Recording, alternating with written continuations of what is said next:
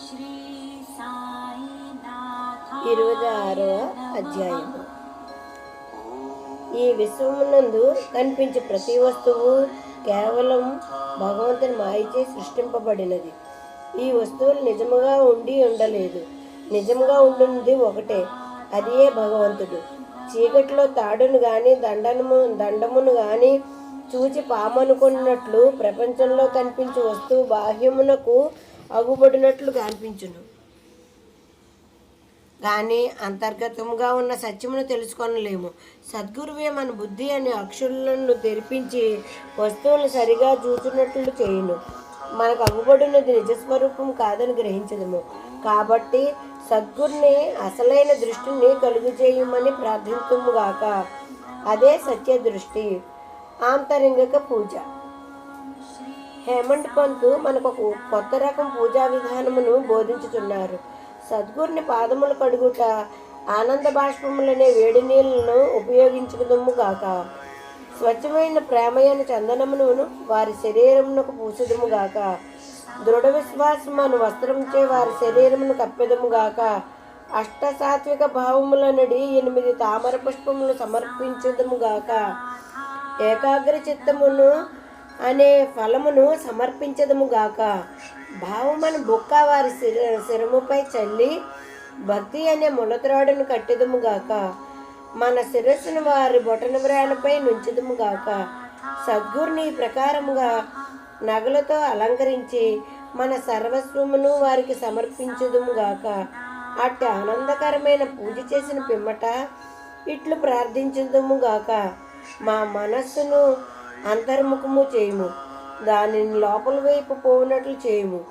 నిత్యానిత్యములకు గల తారతమ్యమును తెలుసుకొను శక్తి దయచేయుము. ప్రపంచ వస్తువులందు మాకు గల ఆసక్తిని పోగొట్టి మాకు ఆత్మసాక్షాత్కారం కలుగునట్లు చేయుము. మేము మా శరీరమును ప్రాణమును సర్వమును నీకు సమర్పించదుము.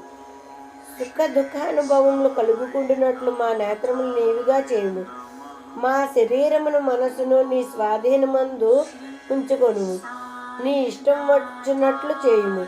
మా చంచల మనస్సు నీ పాదముల చెంత విశ్రాంతి పొందుగాక. ఇక ఈ అధ్యాయంలోని కథల వైపు మరలుదుము. భక్త పంతు. ఒకనాడు పంతు అని భక్తుడు మరొక సద్గురుని శిష్యుడు అదృష్టవశమైన షిరిడీకి వచ్చాను. అతనికి షిరిడీ పోవు ఇచ్చ లేకుండాను, కానీ తాను ఒకటి తలిచిన దైవం ఇంకొకటి తలిచినందును అతడు బీబీ అండ్ సిఐ రైల్వేలో పోవుచుండును.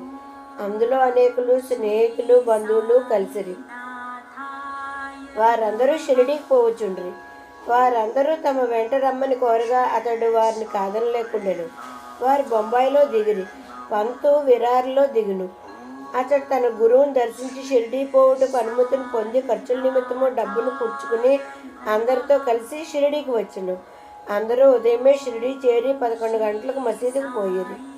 బాబా పూజ కొరకు చేరిన భక్తుల గుంపును చూచి అందరూ సంతసించిరి. కానీ పంతుకు మూర్ఛ వచ్చి హఠాత్తుగా క్రింద పడిను. వారందరూ భయపడి అతనికి చైతన్యం కలిగించుటకు ప్రయత్నించిరి.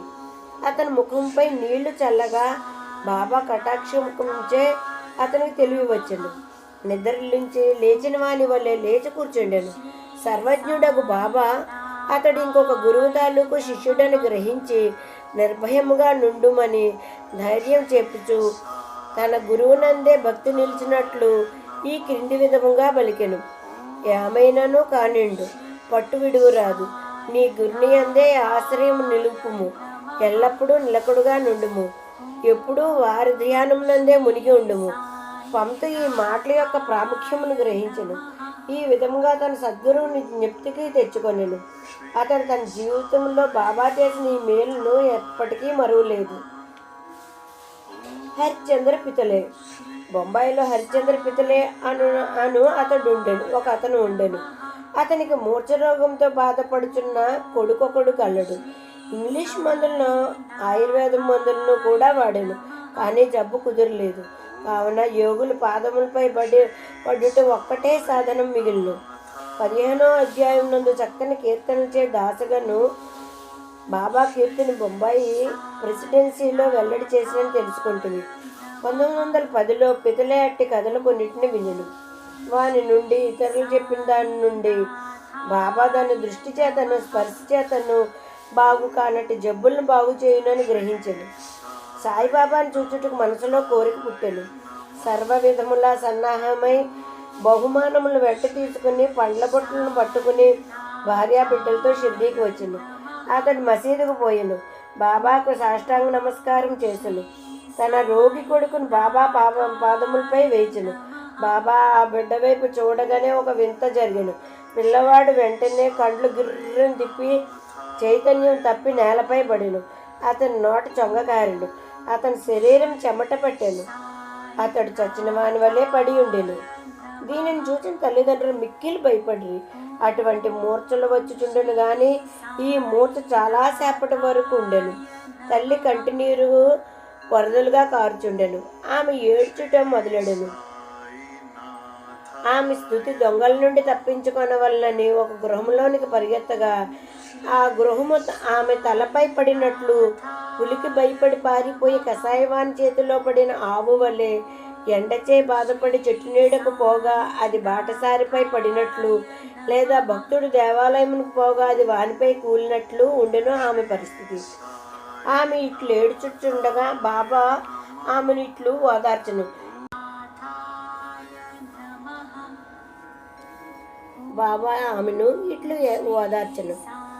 కొంతసేపు ఆగుము, ఓపికతో నుండుము, కుర్రవాణిని బసకు తీసుకుని పొమ్ము. అరగంటలో వానికి చైతన్యము వచ్చును. బాబా చెప్పిన ప్రకారము వారు నెరవేర్చిరి. బాబా మాటలు యథార్థములయ్యను. వాడాలోనికి తీసుకుని పోగానే కుర్రవానికి చైతన్యము వచ్చును. పితలే కుటుంబం అంతయు సంతోషించిరి. వారి సంశయములన్నీ తీరెను. పితలే బాబా దర్శనమునికై భార్యతో మసీదుకు వచ్చెను. వారు బాబా పాదములకు వినయంతో సాష్టాంగ నమస్కారములు చేసి వారి పాదములు నొత్తుచూ కూర్చుండిరి. మనసులో బాబా చేసిన ఉపకారమునకు నమస్కరించుచుండిరి. బాబా చిరునవ్వుతో ఇట్లనిరి, నీ ఆలోచనలు, సంశయములు, భయోత్పాతములు ఇప్పుడు చల్లబడినవా? ఎవరికైతే నమ్మకము, ఓపిక కలదో వారిని తప్పక భగవంతుడు రక్షించును.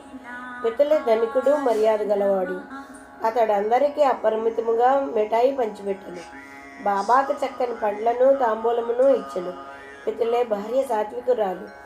ఆమె నిరాడంబరత ప్రేమ భక్తులతో నిండి ఉండెను.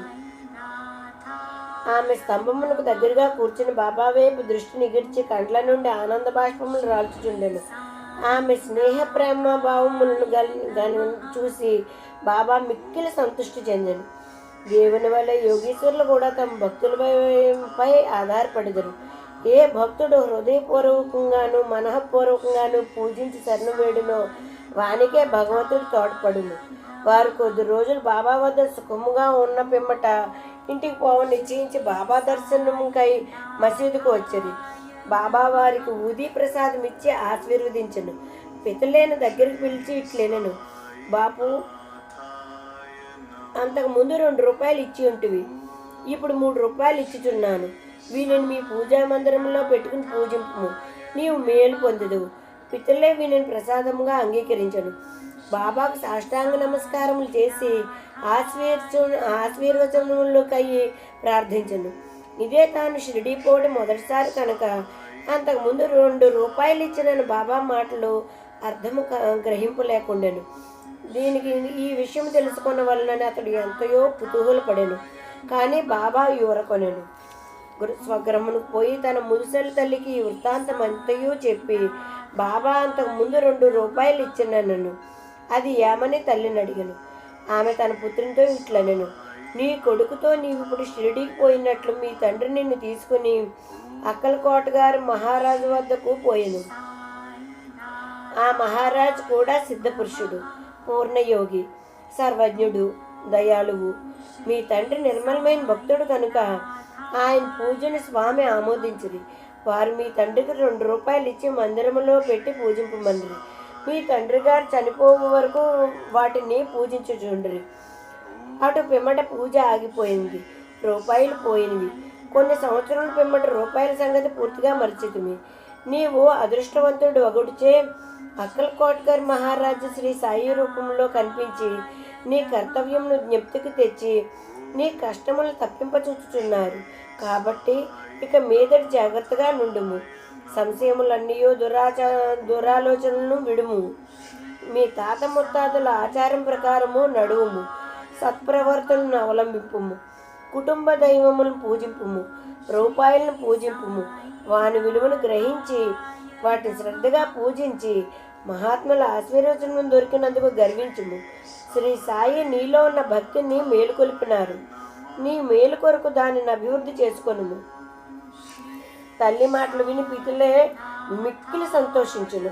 శ్రీ సాయి యొక్క సర్వాంతర్యామత్వనందు వారి శక్తి అందు అతనికి పూర్తి నమ్మకము కలిగెను. వారి దర్శన భాగ్యమునకు ఎంతయో ఆనందం పొందెను. అప్పటి నుండి తన నడవడిని గూర్చి చాలా జాగ్రత్తగా ఉండెను. అంబాడేకర్ గారు పూనా నివాసి గోపాల్ నారాయణ అంబాడేకర్ బాబా భక్తుడు. అతడు అబ్కార్ డిపార్ట్మెంట్లో 10 సంవత్సరాలు నౌకరీ చేశాను. ఠానా జిల్లాలోను జవహర్ స్టేట్లోనూ ఆయన ఉద్యోగములను చేసి విరమించుకొను. మరొక ఉద్యోగం కొరకు ప్రయత్నించను, కానీ ఫలించలేదు. అతడు అనేక కష్టముల పాలయ్యను. అతని స్థితి రాను రాను అసంతృప్తికరముగా మారిపోయాను. ఈ ప్రకారము 7 ఏళ్ళు గడిచెను. అతడు ప్రతి సంవత్సరము షిరిడీకి పోవచ్చు బాబాకు తన కష్టములు చెప్పుచుండేవాడు. 1916లో అతని స్థితి చాలా హీనముగా నుండి షిరిడీలో ప్రాణత్యాగం చేయి నిశ్చయించుకొనెను. అతడు భార్యతో షిరిడీకి వచ్చి 2 మాసములు నుండెను. దీక్షిత్ వాడాకు ముందున్న ఎడ్లబండి మీద కూర్చుని ఒకనాడు రాత్రి దగ్గరలో ఉన్న నూతిలో పడి చావవలనని నిశ్చయించుకొనెను. అతడి ప్రకారం చేయి నిశ్చయించుకొనగానే బాబా మరి ఒకటి చేయి నిశ్చయించెను. కొన్ని అడుగుల దూరమున ఒక హోటల్ ఉండెను. దాని యజమాని సగునుమేరు నాయక్. అతడు బాబా భక్తుడు. అతడు అంబేడ్కర్ని పిలిచి అక్కలకోట గారు మహారాజు గారి చరిత్రను చదివితవా అని అడుగుచూ పుస్తకం ఇచ్చెను. అంబేడ్కర్ దానిని తీసుకుని చదువునించెను. పుస్తకం తెరిచేసరికి ఈ కథ వచ్చెను. అక్కలకోట గారు మహారాజు గారి కాలంలో ఒక భక్తుడు బాగు కానట్టు దీర్ఘరోగంతో బాధపడుచుండెను. బాధను సహించలేక నిరాశ చెంది బావిలో దుముకెను. వెంటనే మహారాజు వచ్చి వాని బావిలో నుంచి బయటకు తీసి ఇట్లనెను, గత జన్మ పాపపుణ్యములు నీవు అనుభవించక తప్పదు. కర్మానుభవం పూర్తి కాకుండాచో ప్రాణత్యాగం నీకు తోడ్పడదు. నీవు ఇంకొక జన్మ ఎత్తి బాధను అనుభవించవలను. చచ్చుటకు ముందు కొంతకాలం వేళ నీ కర్మను అనుభవించరాదు. గత జన్మములు పాపములేలా తుడిచివేయరాదు. దాన్ని శాశ్వతంగా పోనట్లు చేయుము. సమయోచితమైన ఈ కథను చదివి అంబేడ్కర్ మిక్కుల ఆశ్చర్యపడెను. వాని మనస్సు కరిగెను.